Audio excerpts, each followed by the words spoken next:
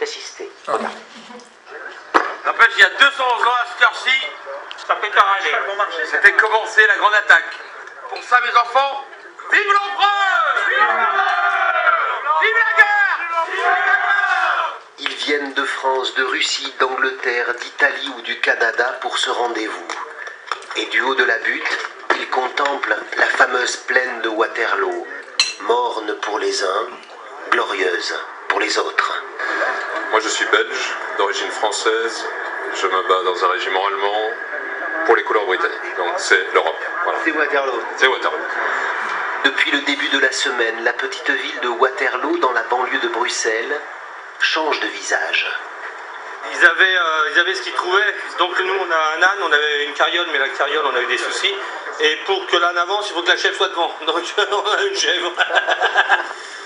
Dans le camp français, les lavandières, les vivandières et les grognards installent le décor.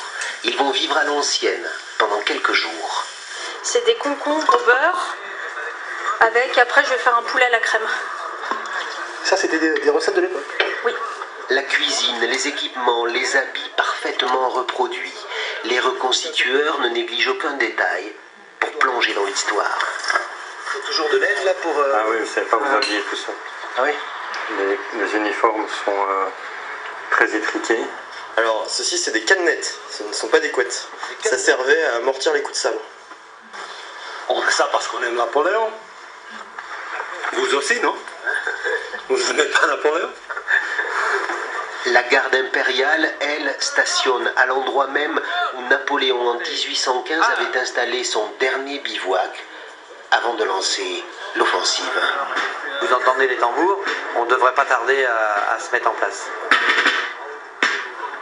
Dans le camp des Alliés, avec le même souci de fidélité, les régiments prussiens et anglais se préparent. Au total, ils seront plus de 6000 reconstitueurs dans la bataille. Je viens avec mon mari et mes enfants. Nous sommes des passionnés d'histoire. Et c'est une expérience fantastique d'être là. Dans les champs de blé qui furent fauchés comme les hommes par la mitraille, la cavalerie de Napoléon fait une dernière reconnaissance avant d'entrer demain dans la fournaise de Waterloo.